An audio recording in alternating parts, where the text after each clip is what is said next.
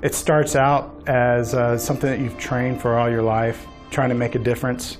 The cool thing is, as an A-10 pilot, on times when the stars align and you're up on that mission where you get to make a difference, you get to see the reward. That's my whole soul and being, is that guy on the ground. You know, he could be an 18-year-old guy, 18-year-old kid with a rifle, and that's all he's got, and I'm here to protect him. Although I grew up around general aviation and knew a lot about civilian airplanes, I had actually never heard of an A-10 until I was doing road marches during basic training. How I got interested in the A-10, I can still remember it to this day.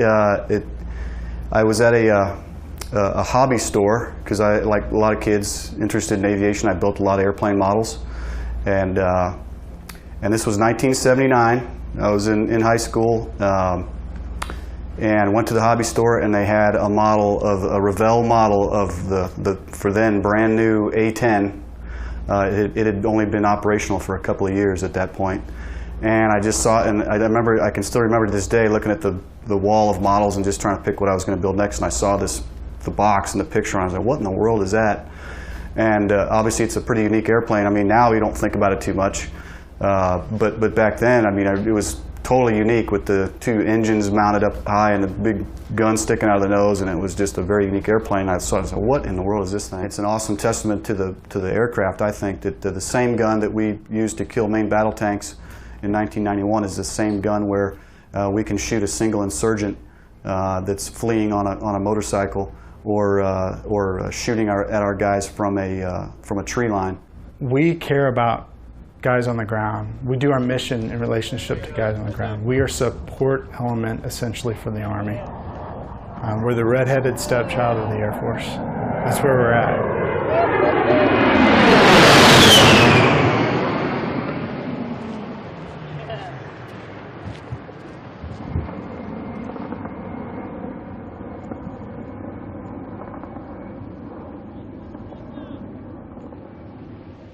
Close air support is about the guy on the ground. Oh my God. And we're all laughing at this on camera. That's awesome. We work extensively with Joint Tactical Air Controllers, Special Operations Forces from all branches of the military, not just the Air Force. Extensive training back stateside that lets us kind of learn their lingo, learn the ground situation that they're facing on the ground. On the flip side of that, they get to understand how we operate, they get to see our sensors, they get to see how we employ weapons. Sensors are great, they're amazing, they enable precision strike, they enable us to generate coordinates that are pristine, that are right on the target, but that will never replace just, looking right outside of my cockpit and looking at the battle space. What am I seeing out there big picture? Because so many sensors have a soda straw view of the battle space that, yeah, I can see right here in this 20-meter area, but I can't see what's at 35 meters. And maybe at 35 meters are some additional friendly forces that the JTAC that I'm talking to, who's 100 meters east of that target, doesn't know is over there. We do have this personal connection with the people that we so closely work with, the guy on the ground. We hear him getting scared.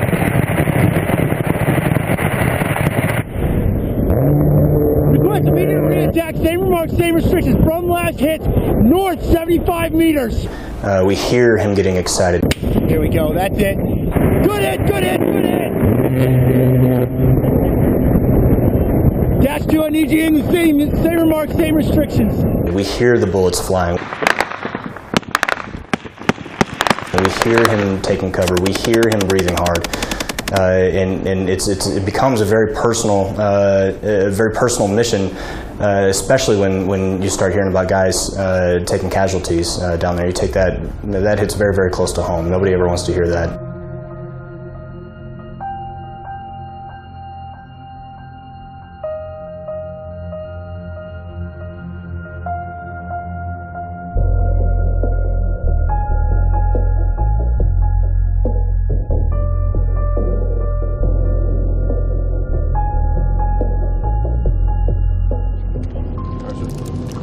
Okay, today we're going down to Sande Sufla. We've been there recently, so we've got a good lay of the land.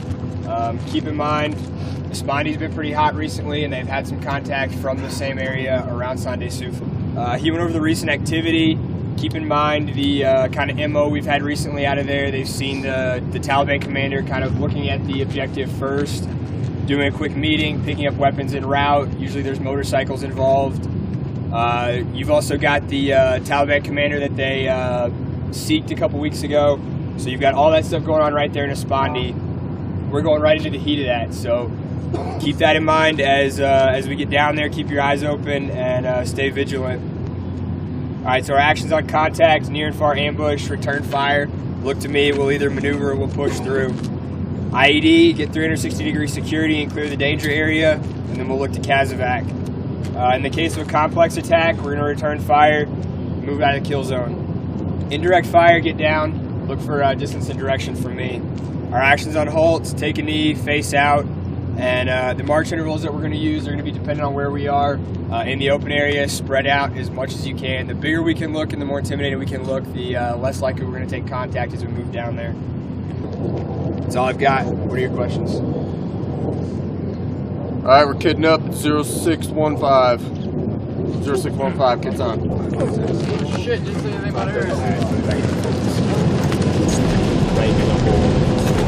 So yesterday, as most days, we went out on a dismounted patrol south of our fob to a village of Espandi. Basically, we got some intel that some bad guys were storing weapons in a building, and we had contacted them before. We'd run into them before. However, our biometrics assets didn't have the full dossier on the individuals that we had detained, so we had to let them go. We pushed through across, we got over to the town, we pushed in, set up in front of a clot that we knew had previously there'd been a Taliban commander living in. What up, Kansas? Sit down. What up, Shotty? The Afghan National Police were there with us, and they went in and searched the house, brought 4 guys out of the house.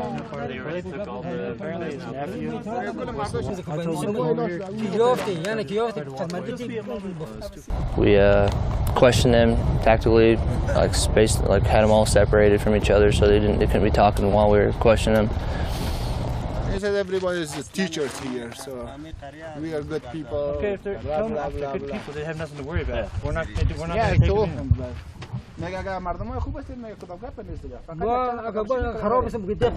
Guys that just their stories didn't match up. Unfortunately, we weren't able to detain them. We enrolled them in the SEEK. Before we left the town,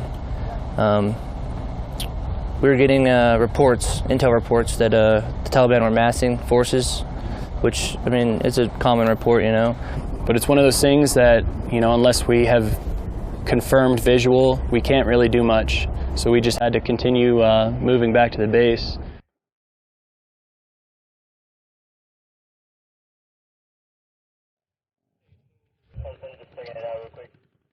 Hey, we got shell casings. Yeah. But as we were headed back to the base, we had to cross about 2 kilometers of open desert.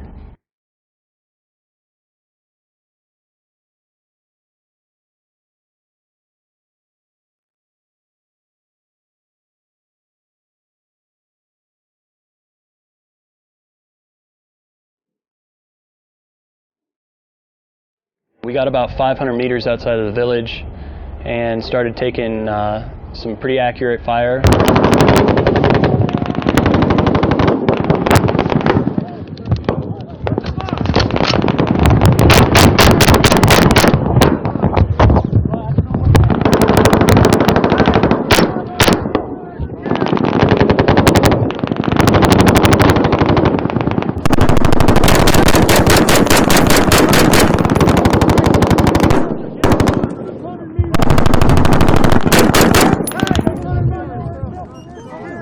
We were definitely in a huge open danger area, and there was no cover. I mean, there were people trying to find tire tracks to hide, to get a little bit of a defilade behind. Which tree line? Oh. Where? Got my tree line right there? Hey, what fucking tree line? Alright, hang on. You know, in that position, the best you can do is spread out, gain fire superiority, you know, and then wait for some air support.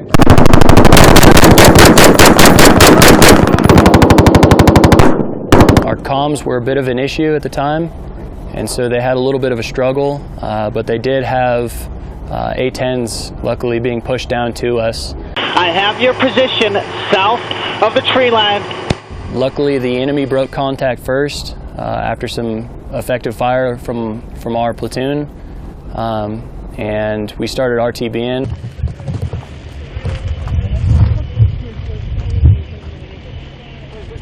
Right here. I mean, I know you're busy, but I need full security, brother.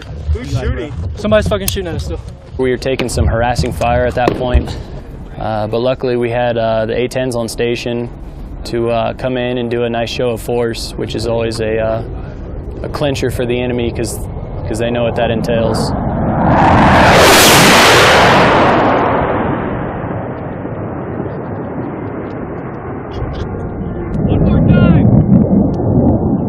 With the ground troops that I work with, when they think close air support, they think A-10s. If you tell them something else, you can always kind of hear them like, I don't care about that. Like, tell me when A-10s are on station. And I think the reason for that is they almost share the same mentality. If you were to say that there's a grunt in the sky, it'd be a hog pilot.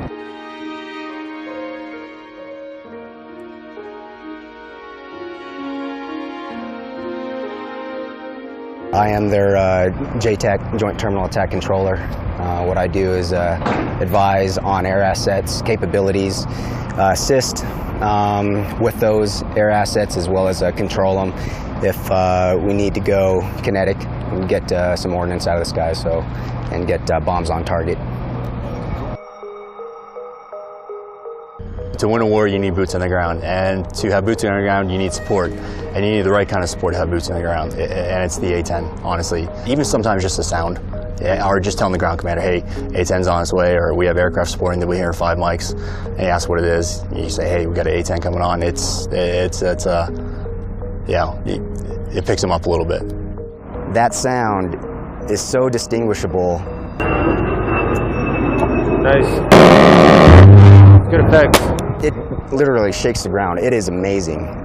You hear it first when it fires, and then you hear it echo from the gun in the sky. That sound right there just drives 11 Bravos nuts. It's amazing.